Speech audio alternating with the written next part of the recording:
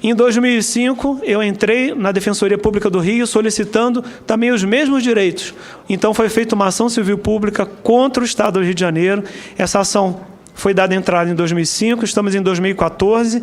Ganhamos uma liminar em 2011, condenando o Estado a pagar o tratamento, e o Estado usa de recursos para não cumprir o ganho da liminar. Ganhamos a liminar, mas não a decisão definitiva. Mas, por força liminar, o Estado já deveria cumprir, mas está alegando e postergando a decisão. E, em 2007, a Defensoria Pública entra com uma representação contra o Brasil na OEA por não haver tratamento específico para o autismo.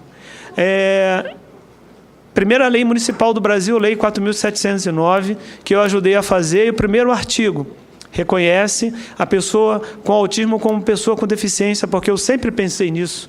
É impossível uma pessoa que tem distúrbio de fala, não se comunica, não se integra na família com as outras pessoas, como não ser deficiente e não ser acolhida como pessoa com deficiência. Então, em 2009, em abril, eu escrevo uma carta para a presidência da Comissão dos Direitos Humanos na época, pedindo uma audiência, colocando em anexo todas essas ações, matérias de jornais com autistas enclausurados, pedindo ao senador que presidia na época que nos concedesse essa audiência. Essa audiência foi concedida. Eu ainda não conhecia Fernando Cota, ainda não conhecia Berenice Piana. No dia dessa audiência, eu vim saber que Berenice, que é moradora do Rio de Janeiro também, eu não conhecia, ela já vinha em contatos acelerados já com o senador Paim para que essa audiência acontecesse. Então, em 24 de novembro de 2009, aconteceu a audiência que deu origem ao projeto de lei 1631, e nessa audiência eu conheci Fernando Cota, a senhora Berenice, a Cláudia Moraes, que está aqui, e tantos outros pais. E dessa audiência, com a presença do senador Paim, saiu um grande movimento para fazer esse projeto, do qual o primeiro artigo, que reconhece a pessoa com deficiência, eu fiz parte. Senador, gostaria de pedir 2 minutos para concluir. Tem esse barulho aí, mas pode... Sim. Dispor. Obrigado.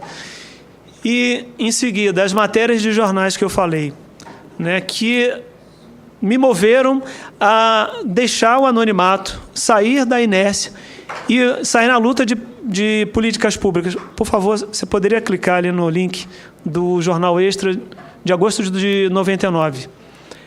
Esse. Em 99, eu tinha acabado de receber o diagnóstico. Não foi possível. Acho que precisava do pendrive. Tudo bem, é uma matéria onde a mãe abandona um menino com autismo no Hospital Psiquiátrico Pedro II, porque ela não tinha condições de tratar esse menino.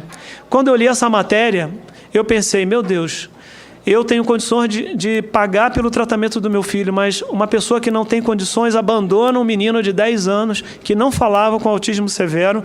Cadê as políticas públicas? O jornal O Globo de 2006 fala dos meninos do porão. Vários pais de autistas têm conhecimento da história que foi a luta em São Paulo. Então, história de meninos abandonados no porão, escondidos, porque não tinha tratamento. Revista Época, matéria falando sobre o tema.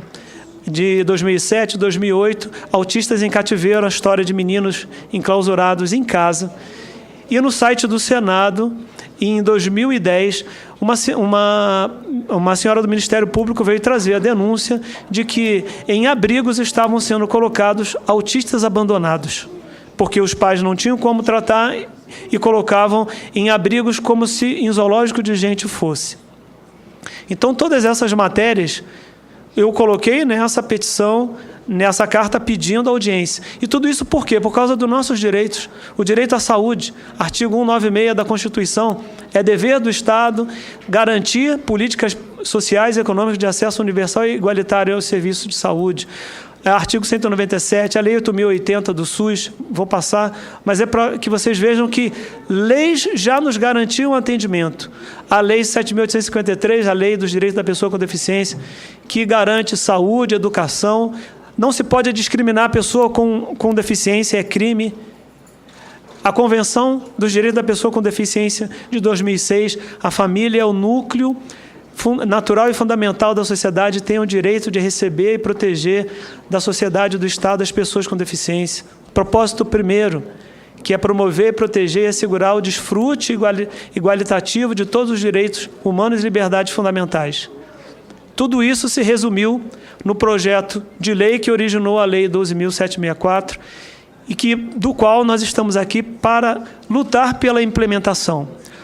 No artigo 2º da Lei 12.764 está garantida a participação da comunidade. Nós colocamos isso na lei, artigo 2.764. A comunidade deve e pode participar da implementação das políticas públicas, e por isso nós estamos aqui. Precisamos e devemos participar dela, os pais, as associações, e não um grupo que se diz representante dos pais e colocarem no decreto de regulamentação algo que nós não concordamos.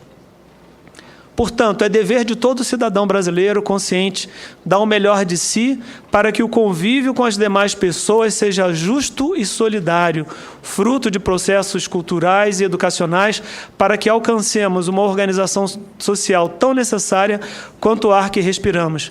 É por isso que estamos aqui. As futuras gerações irão se beneficiar da nossa luta. Não podemos nos furtar a obrigação de colocar luz aonde havia dor e sofrimento. Ainda existem autistas presos dentro de casa, que nunca tiveram tratamento. E muitos passaram pelo CAPS. Não condenamos o CAPS. Ele foi criado para atender saúde mental, usuários de droga, mas ele não é específico para o autismo. E por isso a lei foi feita por nós, pais. E por isso é nosso dever lutar até que a organização social que nós lutamos seja tão necessária quanto o ar que respiramos. E, por fim, a foto do meu filho, motivo pelo qual eu comecei essa luta.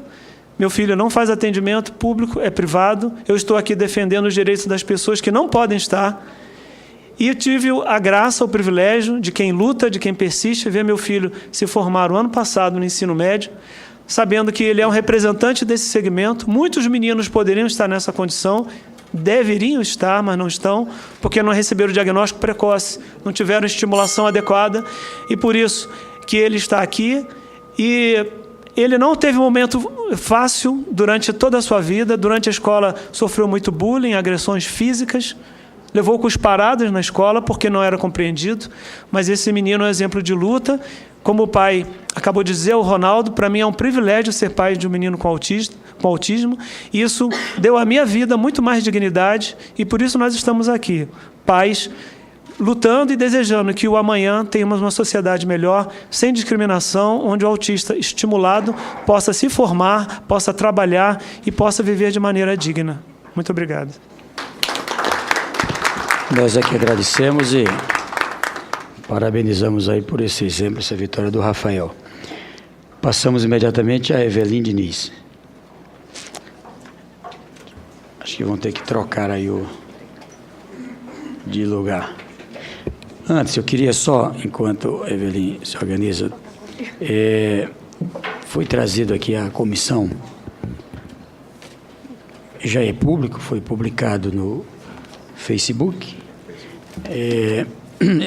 o Cristiano Camargo, ele faz um apelo sobre um absurdo em que o Flávio Henrique da Silva, ele tem síndrome de Asperger e ele faz uma denúncia de que tem uma operação para mudar o diagnóstico dele. Ele faz aqui um texto, que quem faz um texto desse pode ser tudo menos um deficiente mental grave, enfim.